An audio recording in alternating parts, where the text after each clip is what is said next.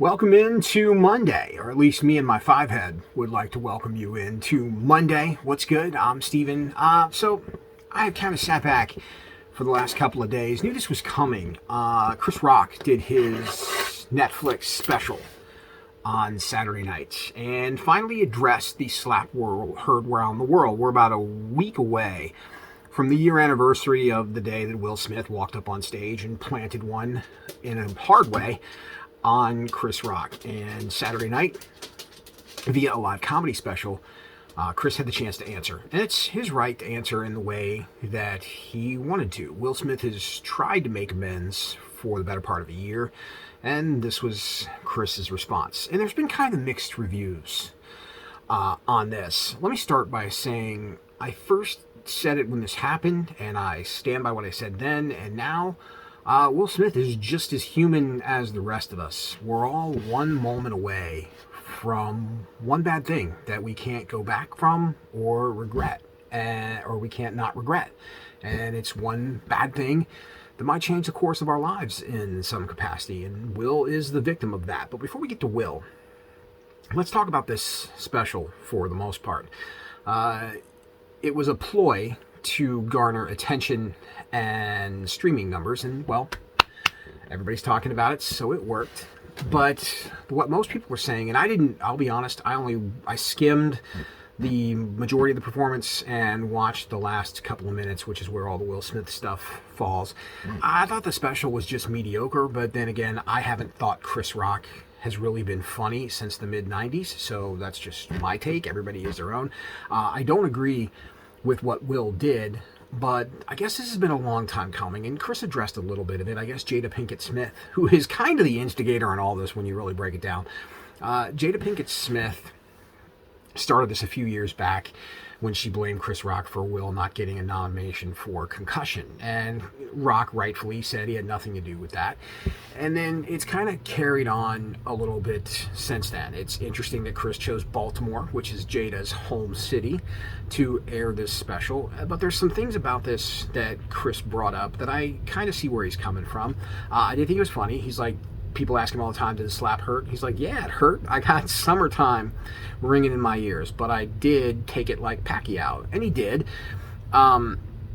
He mentioned the fact that he couldn't figure out why everybody in the room has been cheated on, but Will and Jada decided to go public and talk about it with each other on her Red Table sit-down show that she does. And she's like, hey, I cheated on you. What do you think about that? Go. And yeah, it's interesting, but I think a lot of this has come from the fact that the Smiths have been scrutinized for 20 plus years in Hollywood.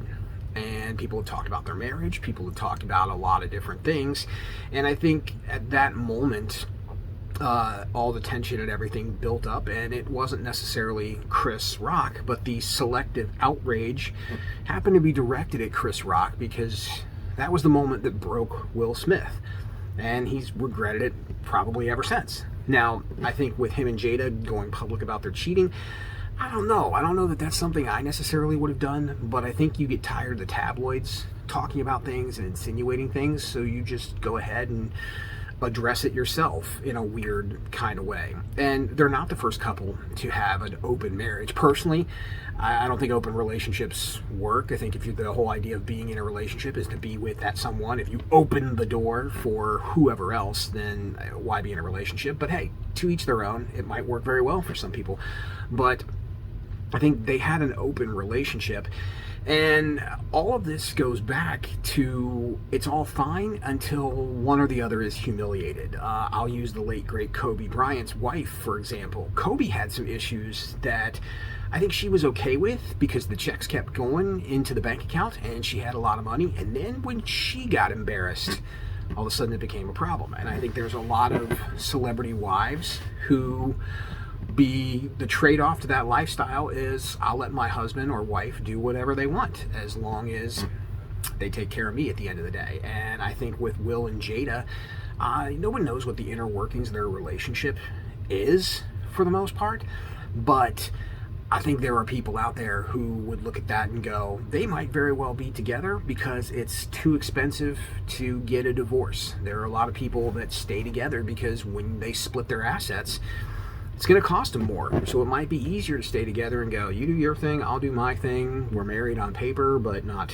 in our hearts or whatever. And I believe with them both being residents of California, I think after 10 years of marriage, it's pretty much an automatic 50-50 split. And if you're Will Smith, clearly you're the bigger breadwinner in that relationship than she was. So you're going to write a very big check if it splits. So I think all of that combined, the scrutiny, the cheating, all of it, Chris Rock just happened to be the catalyst that broke Will Smith on that given night. So the selective outrage was set there. So I don't know that it's for Rock to judge or Chris to say anything. He's the one that just dealt with the slap publicly. But I think he said that he took it and he didn't do anything because his mother taught him that black people don't fight on a national stage like that. And to some extent, he's right. Again, I don't agree with what Will Smith did. I think Will was filled with regret, obviously, but I don't necessarily think that the way Chris handled it was the best. I think it came across as more of a grandstand than it did anything else. And if that's the way he chose to deal with it, then so be it. But I don't know.